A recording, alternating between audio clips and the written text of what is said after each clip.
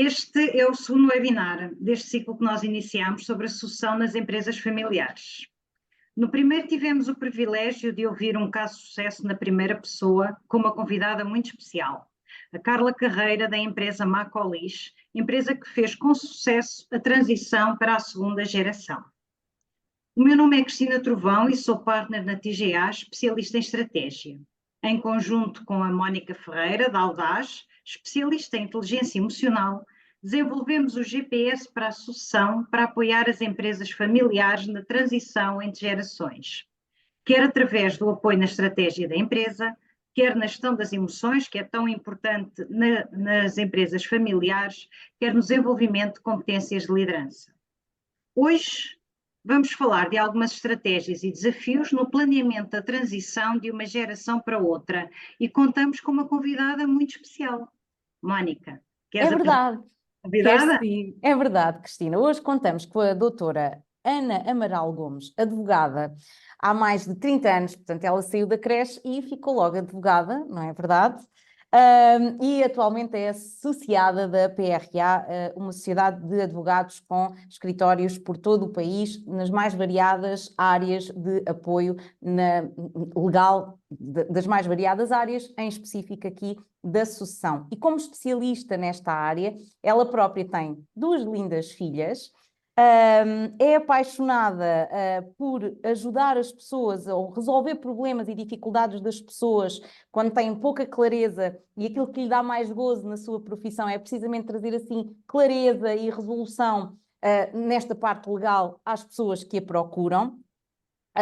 Nesta parte jurídica, e ela também é uma advogada muito pão, queijo. Portanto, com ela não se faz muita farinha. Mas é sem sombra de dúvidas alguém especialista e que hoje nos vai trazer aqui muito desta perspectiva jurídica sobre esta questão da transição, que por vezes não é assim tão linear, não é, Cristina? Pois não. Mas antes de iniciarmos aqui a nossa conversa, eu gostava de vos dar alguns dados sobre as empresas familiares que encontrei num estudo da KPMG e que acho que ajudam também a percebermos a importância deste tema. Reparem, um pouco por todo o mundo, a grande maioria das empresas assenta numa estrutura familiar e estamos a falar em cerca de 85% dos negócios a nível mundial. Em Portugal são cerca de 70%. É engraçado que aqui em Portugal as empresas familiares aparentam ter um nível de maturidade já interessante. Reparem, enquanto que a nível global 42% das empresas familiares são de pequena dimensão, ou seja, têm menos de 50 colaboradores, em Portugal temos assim uma divisão mais equitativa. Ou seja, um pouco menos de um terço é de pequena dimensão, são cerca de 31%. Um terço, precisamente, é de média dimensão. E depois temos um pouco mais de um terço que são já de grande dimensão. Temos aqui 36% de empresas familiares que são de grande dimensão. É interessante também perceber que, apesar dos desafios da sucessão, mais de metade das empresas familiares portuguesas contam já com várias gerações em simultâneo, gerações ativas que estão dentro da empresa a colaborar. A nível global, esta situação só acontece em 35% das empresas. As restantes têm apenas uma geração. Também achei interessante verificar que em 50% das empresas familiares portuguesas, ou seja, mesmo ali metade, é a segunda geração que está atualmente responsável pela gestão. Ou seja, metade já conseguiu pelo menos fazer uma transição com sucesso. E para além disso, 17% têm a gestão entregue já à quarta geração. A nível mundial não é bem assim. Na quarta geração ou mais, temos apenas 6% das empresas familiares. Portanto, acho que aqui em Portugal as empresas familiares não estão a sair mal, não é? Pelo menos por estes indicadores. Também quanto à propriedade da empresa, Portugal não segue direitinho aquilo que é o hábito a nível mundial. Ou seja, Aqui a propriedade tende a ser mais concentrada na família e tende também a ser dispersa por menos elementos. Apenas 7% das ações de empresas familiares são detidas por elementos alheios à família, percentagem que é um pouco superior quando falamos a nível mundial. Em média, a propriedade das empresas familiares portuguesas é detida por 4,7 membros da família, enquanto que a nível mundial já vai mais além, já vai nos 5,2 membros, portanto, mais dispersa pelos membros da família. Achei interessante esta diferença e principalmente esta conjugação da maior dimensão das empresas, o avanço já mais, segunda geração, já 50% das empresas, acho bastante relevante e aquelas que já, a percentagem também que já conseguiu ir para a quarta geração. E para o futuro, o que é que nos aguarda? Ora bem, o Barómetro Europeu das Empresas Familiares indica que em Portugal 27% dos empresários pretende passar apenas a propriedade dos negócios da empresa, não a gestão. Mas 43% pretende passar também as responsabilidades da gestão. Quando chega a hora de pensar a sucessão, são muitos os desafios que o empresário encontra. E a primeira questão que se coloca logo é: será que os filhos querem dar continuidade ao negócio dos pais? E agora aqui vamos pedir a ajuda da Ana, para começar aqui a perceber um pouco quais são as opções que os empresários têm. Exemplo, Ana, quando os filhos já estão a trabalhar na empresa, penso que será mais fácil, ou não? Ok, olá, boa tarde a todos, obrigada Cristina e obrigada à Mónica, à Audaz e à GPS por me permitirem estar aqui e acompanhar-vos, acompanhar estes vossos webinars e tenho estado como espectadora também e hoje vou só estar como um bocadinho mais interativa porque temos aqui pessoas que certamente são empresários e que podem ter algumas dúvidas e exatamente isso, como tu disseste Cristina, no início as empresas micro, pequenas ou médias, na primeira ou na segunda ou na quarta geração, quando são empresas familiares, é disso que estamos aqui hoje, os problemas são sempre iguais. Seja micro, pequeno ou grande, o problema é igual, é quem é que vai ficar, quem é que me vai dar continuidade ao negócio. Pronto. E agora aí é que entramos como é que vai ser o futuro, neste sentido. Obviamente que o empresário terá que saber se tem descendentes, se não tem descendentes, se os descendentes querem ou não querem vir aprender com ele, se não querem aprender com ele, se querem só dedicar-se à sociedade depois de ele não estar cá, se querem não continuar com esta atividade do pai e querem ter uma nova atividade, e então aí também às vezes as pessoas são sensíveis e pensam, olha, eu estou a dar continuidade também ao sentido e empresário do meu pai, não com o mesmo objeto, mas com outro, mais se me adapta a mim, às minhas características. Portanto, isto é um mundo, no sentido da sucessão, é um mundo do que aquilo que os empresários, os próprios familiares quiserem.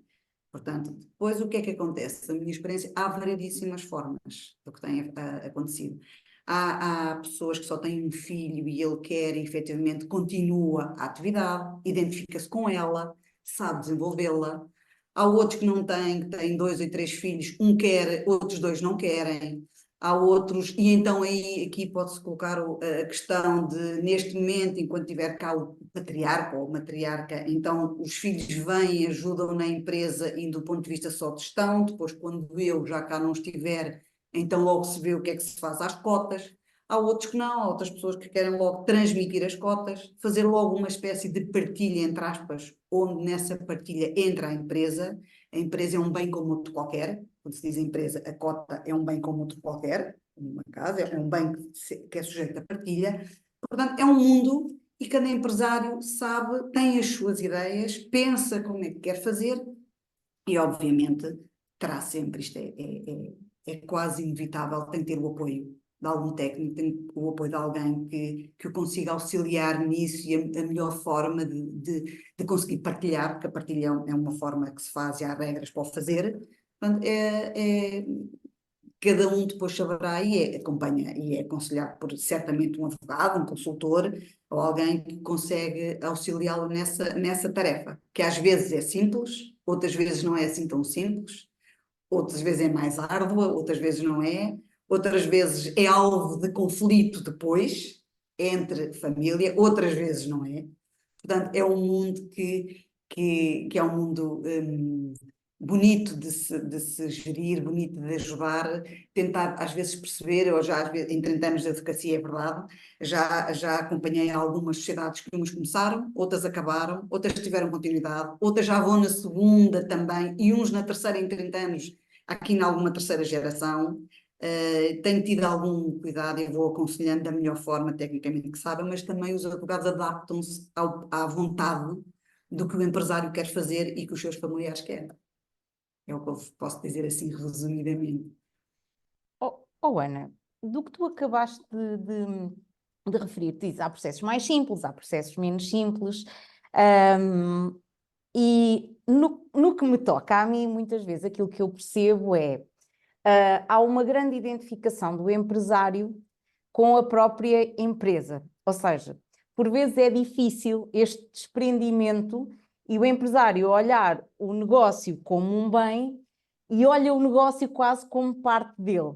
Isto pode dificultar, ou seja, este desprendimento emocional da empresa, do negócio, pode dificultar esta parte da transição, até a nível legal, do teu ponto de vista, naturalmente. A nível legal, não dificulta muito no sentido, a partir do momento que as pessoas querem fazer o que diz a lei diz como se faz. Agora, essa parte da emoção dificulta às vezes. Porquê? Porque às vezes a nova geração, e então nos dias de hoje, que já vamos na inteligência artificial e numa série no mundo digital, que às vezes as pessoas, e clientes que eu tenho, pessoas mais antigas, não estão tão familiarizados com isso, ou o próprio objeto da sociedade às vezes não se compadece com isso, e às vezes há este choque um bocadinho, não é um choque, como se diz, frontal e mesmo doloso, às vezes é um choque de formas de trabalhar, formas de ver o futuro,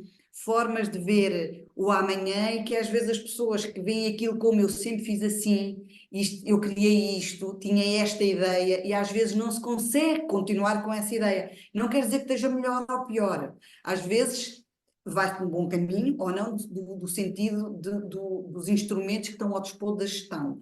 Agora, o sócio mais antigo, ou o fundador, aí também tem que ter um bocadinho de abertura, e às vezes não é fácil, porque acham sempre que os outros nunca sabem fazer tão bem como ele, e outras pessoas até acham, são mais atuais, portanto, eu tenho um mundo de tudo. Tenho um mundo e às vezes tenho que saber gerir isto da melhor forma, tentar explicar. Obviamente, olha, tu, Mónica, consegues ter outra visão do outro lado. Eu tento sempre explicar, olha, eu às vezes sou psicóloga também e ajudo-vos a dizer as coisas, mas do ponto de vista da lei é assim. Se vocês quiserem ajuda legal, agora vocês tentem se organizar do ponto de vista emocionalmente, familiarmente, como querem, porque depois cá estou eu para vos dizer e fazer como manda a lei. Agora, esse pré-requisito, às vezes conseguimos dizer que é assim, dou exemplos de outras entidades, de outros exemplos sem identificar, não é? Do sujeito à civil, mas dou exemplos de situações que tenho. Às vezes as pessoas estão mais abertas, outras menos abertas, mas às vezes dificulta. Isso pode ser uma dificuldade, não é? Pois. E a outra que tu falaste, e aqui entra por vezes também esta parte do trabalho da Cristina, porque eu acho que é isso, e aqui na tua resposta tu foste muito pão com queijo, que é, a nível legal as coisas são assim, meus senhores, portanto, essa parte eu consigo resolver. Agora, orientem-se a nível emocional, muitas vezes esta articulação da visão daquilo que se quer para o negócio, e é aqui que entra profissionais como, por exemplo, a Cristina, nesta articulação, porque depois, se isto não existir, o teu trabalho é dificultado, não é? Se as pessoas andarem todas às cabeçadas sobre aquilo que é a visão da empresa de futuro, o teu trabalho, tu não consegues avançar, não é? Eu não consigo, porque eu para avançar preciso de perceber o que é que querem. Querem transmitir a cota? Não querem transmitir a cota?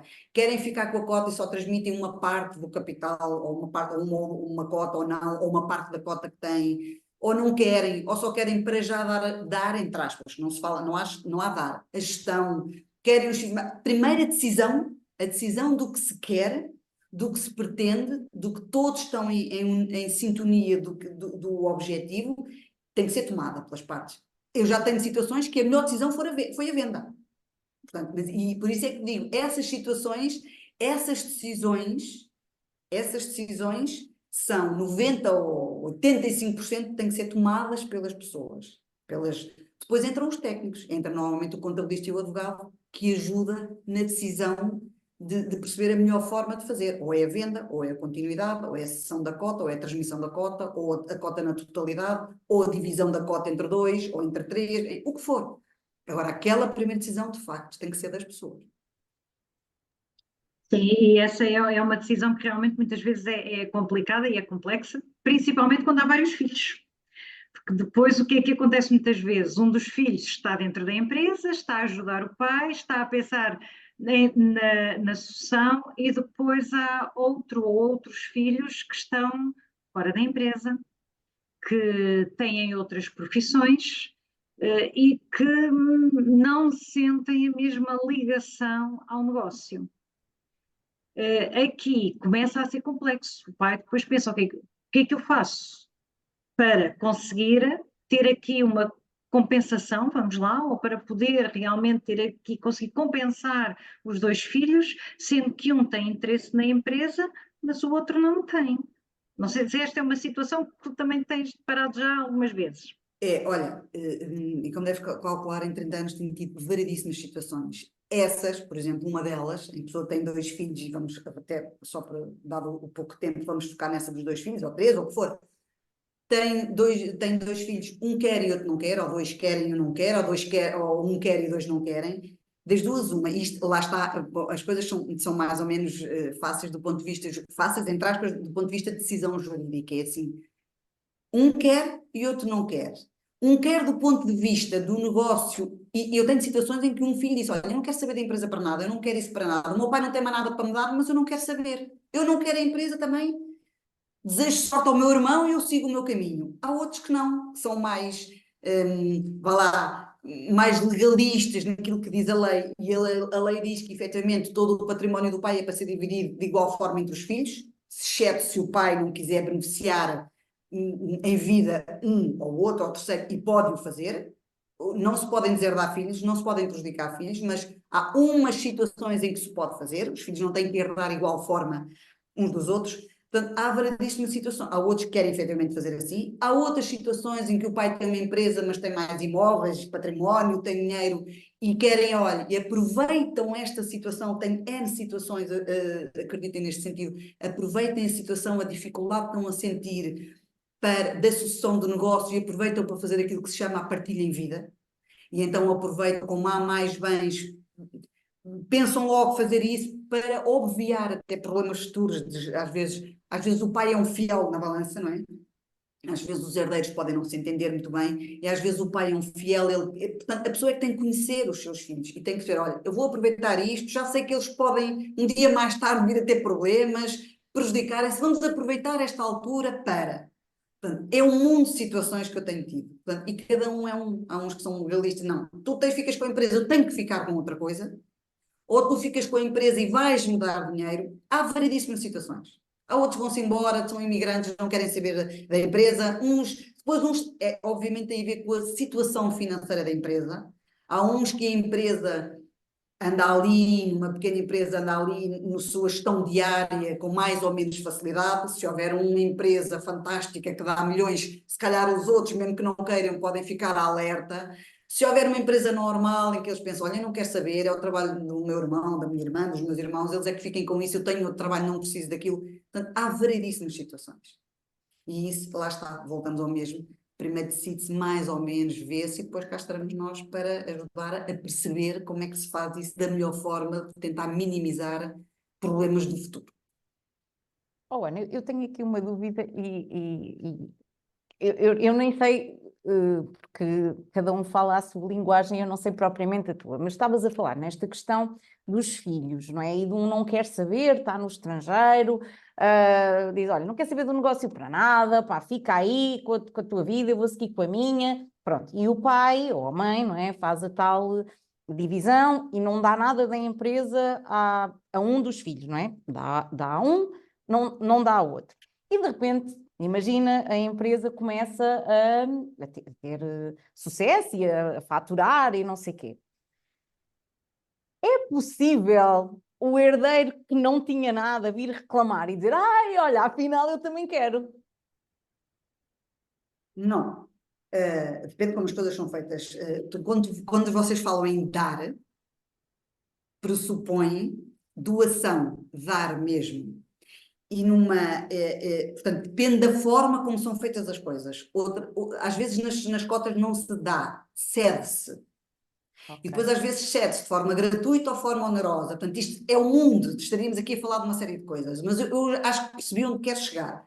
E onde quero chegar é que as doações, isto às vezes acontece durante a vida, a pessoa dá uma coisa, e quando se dá do ponto de vista de doação mesmo, às vezes, mesmo não sejam empresas, dá um terreno para um filho construir a casa, ou não construir a casa, não dá ao outro, enfim, uma série de coisas.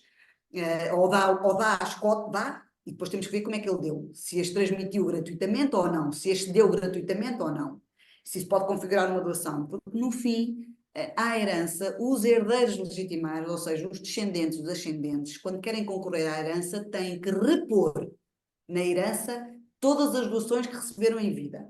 Isto de forma genérica, há sempre aí uns pós que nós podemos ver, mas tem que as repor para igualitar. E igualitar a herança e o montante para depois comporem os quinhões. Portanto, há formas, efetivamente, há situações em que as pessoas ainda, não é pelo facto de estar a dar ou não. Até pode ser uma empresa que não esteja a dar. Que não esteja a dar.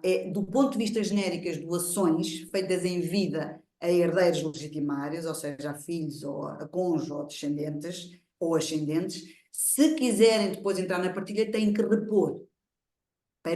Para se igualar os montes, ou seja, antigamente muitas pessoas faziam montes, já fizeram formas de fazer partilhas, pessoas que não queriam ir até as cotas de uma sociedade que não estava a dar nada e depois veio a dar, calharam, entre aspas, a um dos herdeiros por sorteio, já fiz N partilhas, os pais fizeram montes, um ou dois montes ou três consoante, quando havia muito património, não?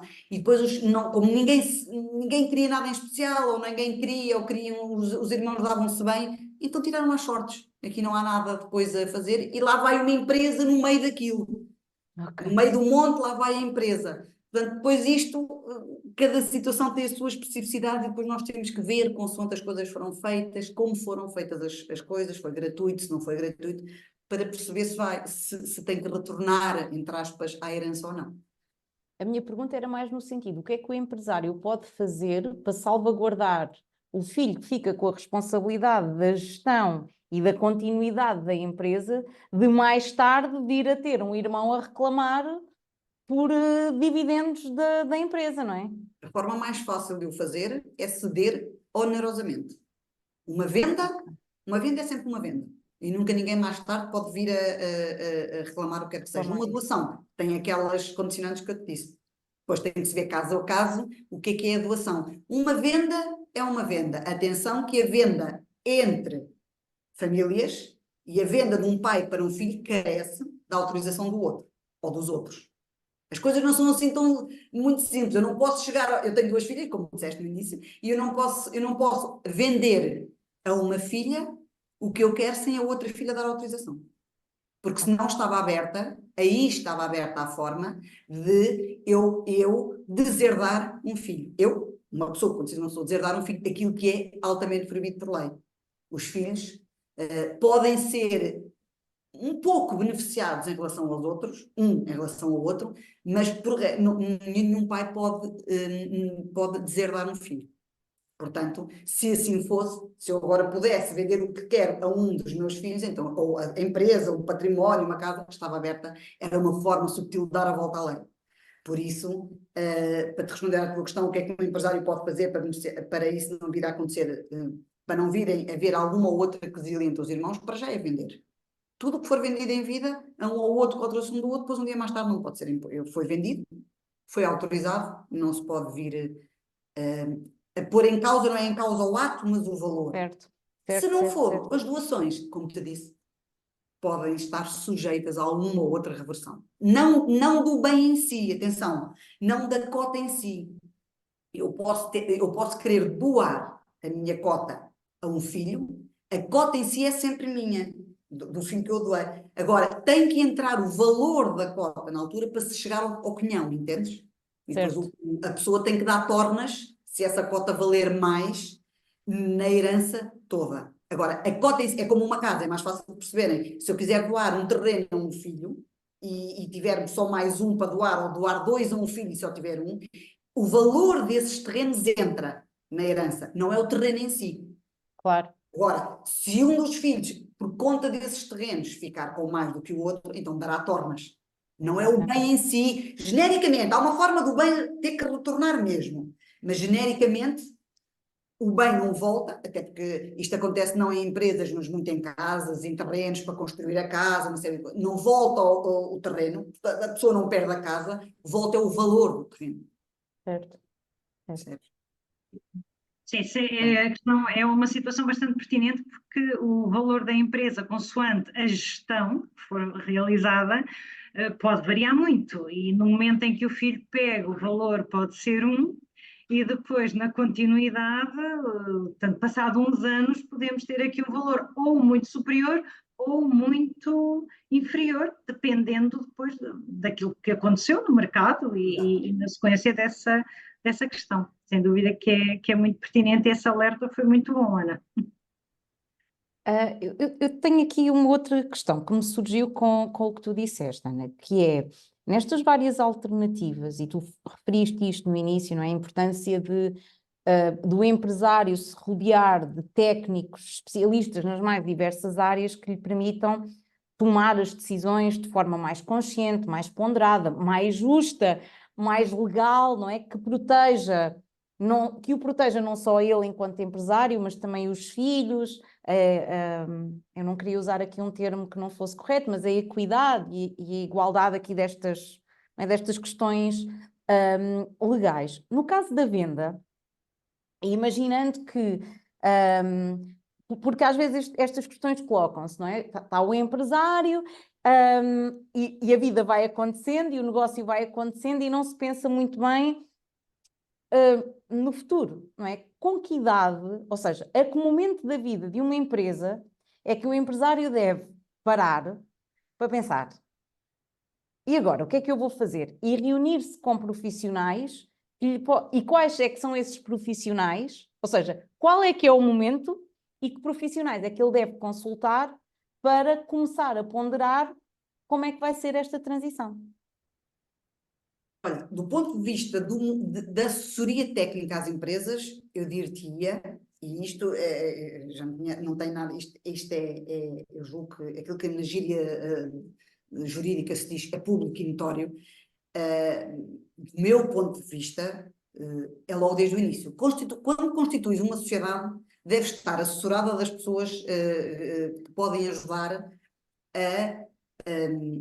ao bom desenvolvimento da atividade dessa sociedade. E desde logo, no pacto social, quando as pessoas constituem uma sociedade, devem logo tentar prever o que querem fazer até quanto às cotas, se morrerem ou não.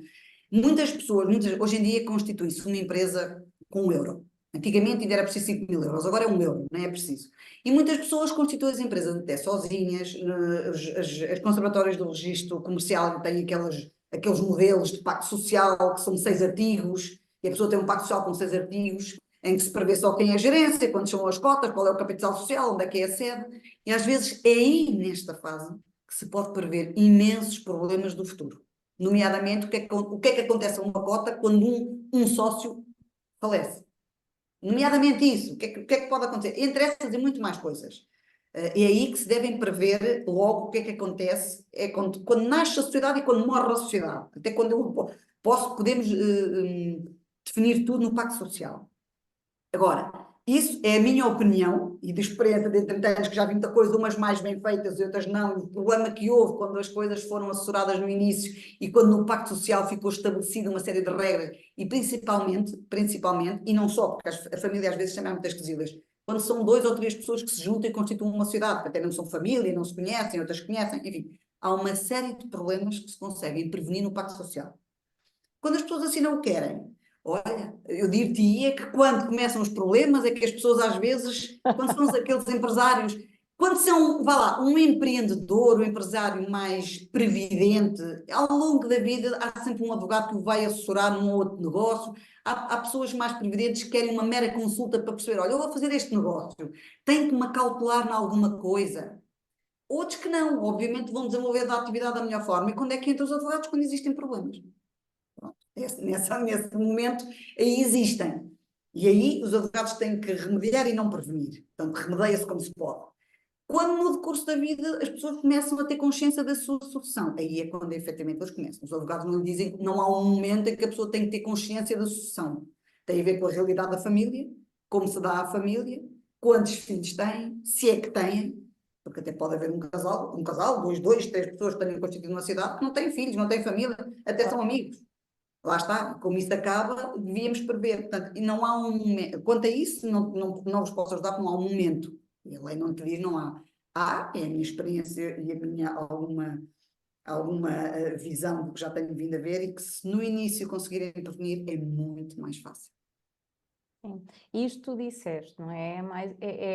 Olha, é um bocadinho como a saúde, não é? Cada vez mais apostarmos em prevenir a doença e não tratar a doença. E acho que nas empresas, se tiver esta visão quando se constitui a empresa, toda a vida do empresário e da empresa se calhar vai ser mais facilitada e mais leve. Sim, eu dou-te até um Não exemplo. correr atrás do prejuízo, não é? Tipo, ok, Exato. vamos prevenir aquilo que possa correr mal, porque coisas que vão correr mal vão de certeza, inevitavelmente, não é? Isto é muito engraçado, é engraçado, entre aspas, mas com a figura da insolvência. E agora há tantas insolvências e quando há crise há sempre algumas insolvências. Isso é muito fácil. A insolvência é o remedeio. É aquele remedeio. As coisas estão mal, foram andando tão mal, qual é a situação? A insolvência. Qual é, quando não se consegue outra insolvência? Se a pessoa for um bocadinho mais previdente, há outros mecanismos legais que conseguem tentar evitar a insolvência e tentar dar ali um refresh à atividade e a pessoa conseguir livrar-se, entre aspas, até de juros, de algum pacto de dívida, de alguma parte de dívida, aquilo que vocês todos sabem, se chama aquilo chamado PER, o processo, e esses processos, às vezes, quando são bem feitos, nós também sabemos que há muitos PERs e há variedíssimos PERs, e há PERs atrás de PERs, e o PER é uma forma da pessoa não pagar. Agora, quando há PERs bem feitos, realísticas, que envolvem os credores, o PER é uma forma de dar um alavancar ao negócio quando o empresário está a perceber que aquilo, o mercado, não está a responder, a concorrência é muita, estamos aqui com algumas dificuldades, os bancos apertaram, há uma série de problemas. E o PER, às vezes, bem feito, com alguma cautela, consegue prevenir isso. Nós, às vezes, olha, os PERs, uma das coisas que vai logo à vida são os juros das dívidas, juros, às vezes perdoa-se uma parte da dívida para continuar a avançar. Há alguns mecanismos que nós podemos utilizar. Assim o empresário pega, não é óbvio. Que é para e o foco desta conversa, para quando chegar à altura da sucessão, não entregar um monte de problemas aos sucessores que depois podem não querer e entregar uma coisa mais ou menos pensada, mais ou menos preocupada e com alguma solvabilidade. Pronto, depois logo se vê o tipo de gestão que a pessoa leva, mas pelo menos quando se deixa-se com alguma preocupação. E isso era bom. Sim, uma forma muitas vezes de evitar esses problemas é começar também antecipadamente a envolver os filhos também na gestão da empresa, irem alinhando estratégias, irem desenvolvendo já em conjunto aquela que é a visão para o futuro, para depois Claro. assim evitarem muitas das questões que vêm depois. Olha, antes de passarmos aqui para as perguntas e respostas, que nós vamos abrir aqui aos nossos participantes, eu tenho mais uma pergunta, que é, nós aflorámos aqui ligeiramente a questão da gestão poder ser dada ou não a um dos sucessores, a um dos filhos. Eu sei que a pergunta não é propriamente legal, mas daquilo que é a tua experiência, Ana, como é que um empresário, ou melhor, quais é que são os indicadores que ele deve estar atento de que Ana ou Cristina, não é? Pronto, não sei, ou as duas. Ou seja, quais é que são os sinais que um empresário deve estar atento para perceber que se calhar é preferível para aquilo que é a sustentabilidade do negócio entregar a gestão a um terceiro que não tem uma relação familiar, em vez de a um filho. Ah, vá lá. Como é que isto tem a ver com a atividade em si? Eu estavas a fazer esta pergunta, eu estava-me a lembrar aqui de uma resposta. Imagina que eras tu, tinhas uma empresa e tinhas 2 filhos, um enfermeiro e um médico.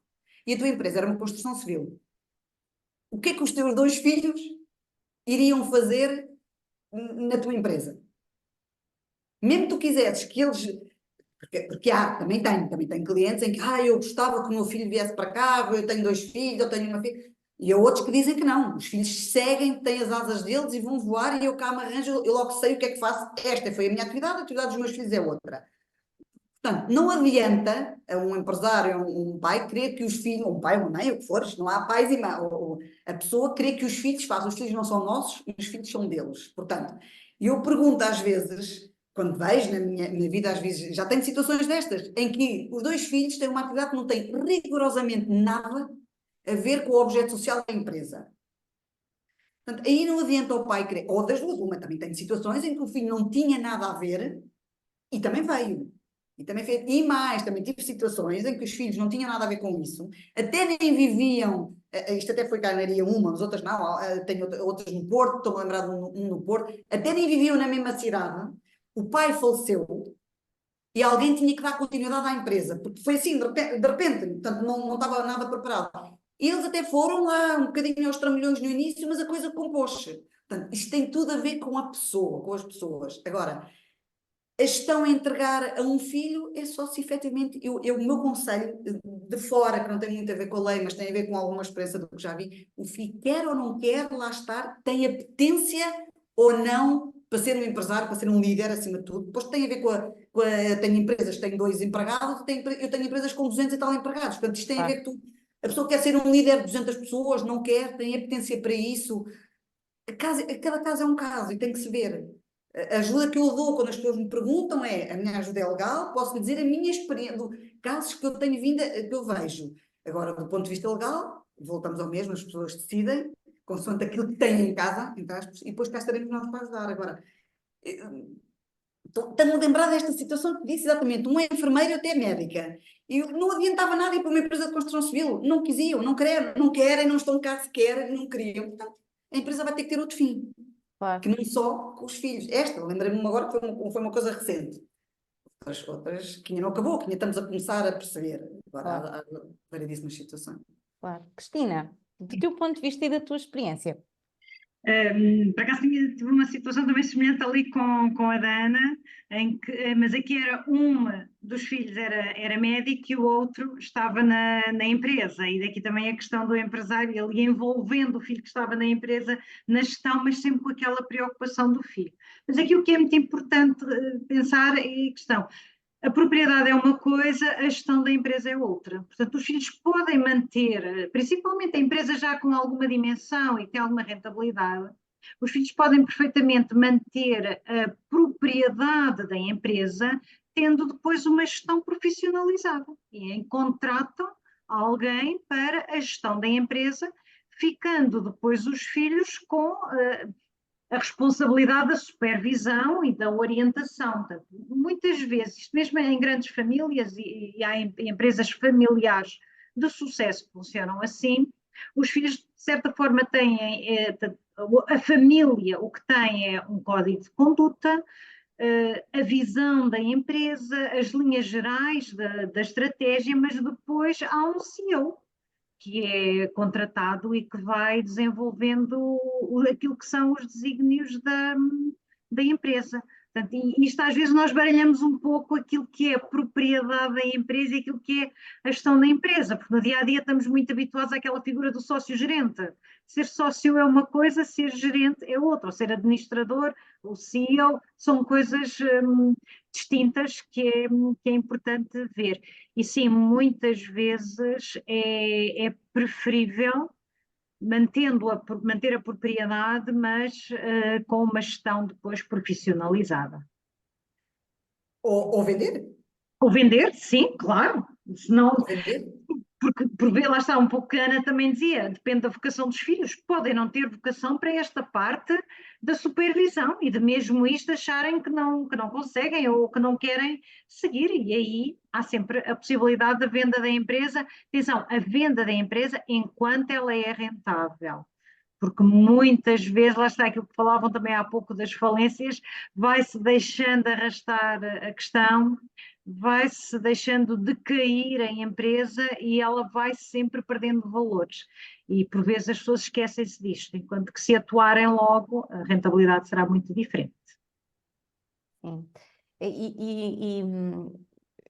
Para fecharmos aqui esta nossa conversa, antes de abrirmos a perguntas, aquilo que eu retiro das vossas partilhas é muito isto: há um mundo de possibilidades para fazer a transição. Há desafios, agora é preciso ter em mente, eu acho, pelo menos foi o que me ficou, esta questão de manter a sustentabilidade do negócio, ou a decisão que se tome ser aquela que é mais sustentável para o negócio, seja vender, seja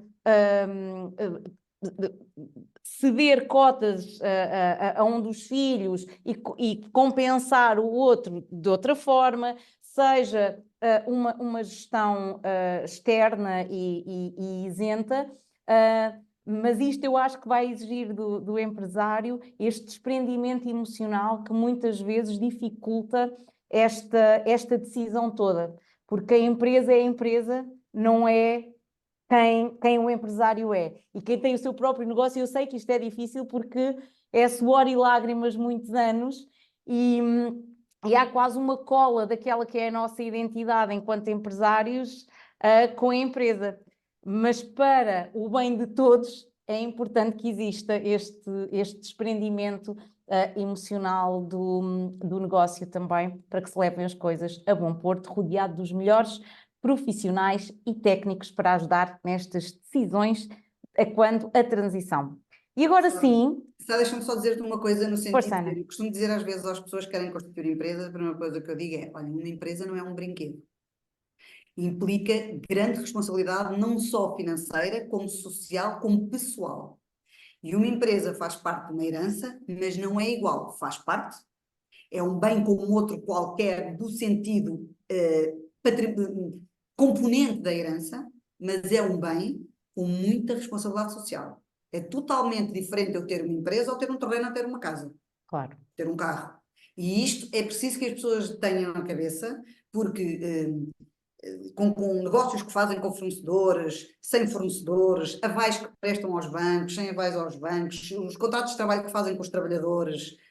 Um trabalhador nos dias de hoje é muito caro com uma empresa, não é porque o trabalhador não merece, não é isso que eu estou a dizer, é do ponto do nosso Estado português para eu conseguir dar uma retribuição digna e correta e honesta e justa e séria, não me canso de dizer, a um colaborador de uma empresa que é fundamental para uma empresa, eu tenho que pagar quase o dobro ou o dobro para o nosso Estado. Portanto, isto implica aqui algumas decisões técnicas e não só emocionais, às vezes temos que deixar a emoção de lado, porque a parte técnica e a parte obrigacional que envolve uma empresa é de uma grande responsabilidade. É só isso, eu normalmente costumo dizer isto às pessoas. Sem dúvida. Foi um bom alerta, sim, sim. Vamos abrir então agora as questões Exatamente. à audiência. Algum comentário, alguma questão queiram colocar?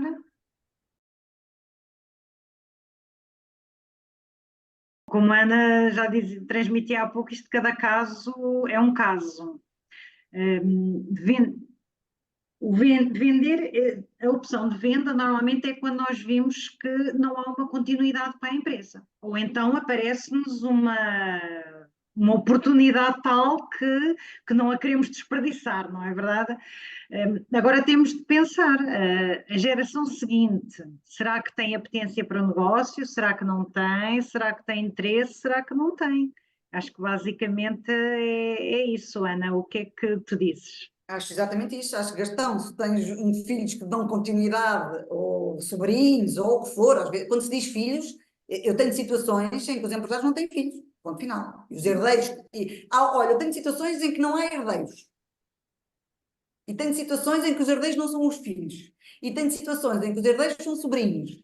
E tenho situações em que os herdeiros são uma irmã. Várias situações. E lá está. É como eu disse há pouco. Tens sucessão, tens continuidade. Se tens e a pessoa tem aptidão e quer e tem gosto acima de tudo. Porque uma coisa que se faz com gosto faz bem. Uma coisa se faz só por continuidade, pode-se fazer bem ou não. Se tens uma boa oportunidade de negócio, se queres reformar, se não queres, esse próprio, às vezes a pessoa tenta, eu até posso vender e tenho uma oportunidade de vender, mas o que é que depois os meus filhos vão fazer? Ou o que é que os meus filhos ainda são pequenos, não sei se querem vir, ou os meus filhos já não têm nada a ver com isto, estão a precisar de ajuda, eu até posso ficar com uma coisa para mim, reformo e ajudo-os com o produto desta venda.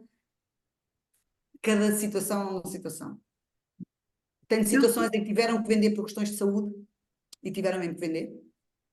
E aí, pronto. Cada situação, uma saúde que nem foi para eles, foi para um familiar. Cada situação é uma situação. E isto.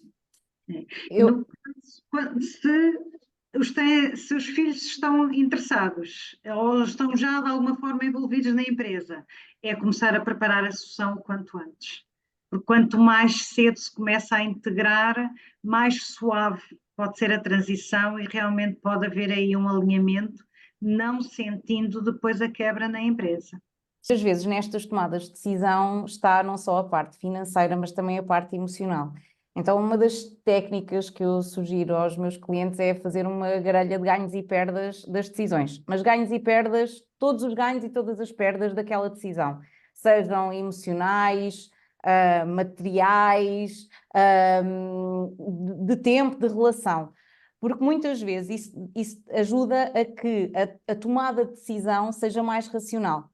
Quando nós conseguimos colocar no papel tudo aquilo que muitas vezes são os medos ou as perdas emocionais de determinada decisão, ajuda-me a ter clareza. Ou não, ou seja, e isto tendo na balança, é claro que isto não vai para um balanço contabilístico, mas pode ajudar naquilo que é a balança da tomada de decisão. E, portanto, fica aqui também esta sugestão e esta dica. Para avaliar uma empresa há diferentes metodologias, sendo que poderão ser usadas mais umas ou outras, conforme também o objetivo da avaliação, porque eu estou agora a ver ali também a questão do valor emocional. Certo. Quando avaliamos uma empresa, que se deve tirar da equação, pois quando avaliamos uma empresa para venda, o valor emocional é algo que o comprador não está interessado, começa logo por aí.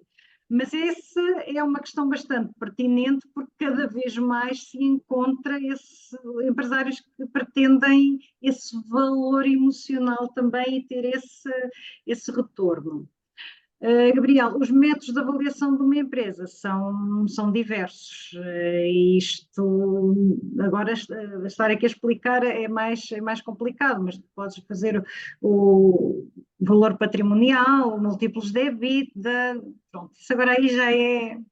Eu posso, daquilo, das situações em que eu tenho e que vendi e que tenho empresas, há uma coisa fundamental, tem sempre um ROC, alguém habilitado nessa área avaliou e diz, vale X pelos números, até pelo capital social, tudo que está no balancete, os ROCs e os TOCs avaliam a empresa. Isso é uma avaliação, não é emocional, a única que nós conseguimos fazer era a emocional, as pessoas, os empresários, mas se a pessoa quer mesmo uma avaliação é uma avaliação do mercado. E há regra, há pessoas habilitadas, há empresas que o fazem. Vendem a empresa e depois entramos nós no sentido de fazer as contas. Aliás, isso faz-se nas partilhas. A própria partilha, nem que seja só para venda, a própria partilha, ou as pessoas se entendem todas quanto ao valor, e eu tenho variedíssimas pessoas que se entendem quanto ao valor, até porque quanto mais avaliarmos uma partilha, mais impostos pagam. Portanto, isto hoje em dia já é assim. Quando eu comecei há 30 anos atrás, as coisas não eram bem assim. Mas hoje em dia temos que ter cautela, porque temos a parte fiscal toda por trás. que é uma coisa que eu faço uma partilha, tenho sempre a parte fiscal por trás, os meus colegas de fiscal, exatamente por isto. Porque eu digo, olha, eu digo aos meus colegas, olha, eu quero ir por aqui, as pessoas querem ir por aqui, fazem esta partilha. E eles dizem, alto, vais por aí, vais pagar X. Se fores desta forma, talvez consigas pagar menos. Vamos buscar o certificado da empresa para perceber se pagas 14% ou 28% em mais-valia. Eu tenho todo este feedback por trás que me diz isso, e há uma avaliação, por pessoas feitas avaliam os números e depois dizem, Ana, a empresa vale X. Estão aqui os capitais próprios, o conjuntivo de património que tem, dos capitais que tem, das dívidas que tem, uma série de coisas. E depois nós trabalhamos nisto. Portanto, avaliar tem que ser sempre, aconselho sempre, eu não faço nada, ou as pessoas dizem, assumem, olha, a empresa vale isto, trabalha com estes números, ou então eu sugiro sempre, olha, querem saber quanto é que vale, isto para responder à pergunta, querem saber quanto é que vale, são os técnicos habilitados para isso, consoante a análise dos números da empresa. Sim. E depois nós técnicos, de acordo com aquilo que se pretende, também podemos utilizar diferentes metodologias e, em geral, cruzamos diferentes metodologias para ver qual o valor de mercado da empresa, ou, lá está, como a Ana também referiu, às vezes também é preciso ter aqui uma orientação de como é que se pretende ver também aqui esta componente fiscal e outras para dar este valor. O Gabriel comenta que é um caso que neste momento ele está a experienciar. É pensar em casos como os teus, Gabriel, que a Cristina e eu criámos precisamente o GPS para ajudar nestes momentos de dúvida e em que, ok, e agora o que é que se faz? Que decisões a tomar? Portanto, aqui quando se fala de sucessão, não tem de ser propriamente uma passagem para alguém, mas é, ok, no momento em que o que é que se faz, aquele ponto de interrogação que muitas vezes acontece naquilo que é o ciclo de vida das empresas, é nestes momentos que o GPS na sucessão ajuda e está pensado para isso. A Cristiana vai disponibilizar o link aqui no chat para que quem queira possa saber mais sobre este nosso projeto, aquilo que fazemos e como é que podemos ajudar em casos como estes. Da minha parte, resta-me agradecer a presença de todos, em especial aqui da nossa convidada, da Ana, já não consigo tratar por doutora, desculpa, que nos deu aqui uma visão muito pão, queijo, disto que pode ser todo este processo de transição.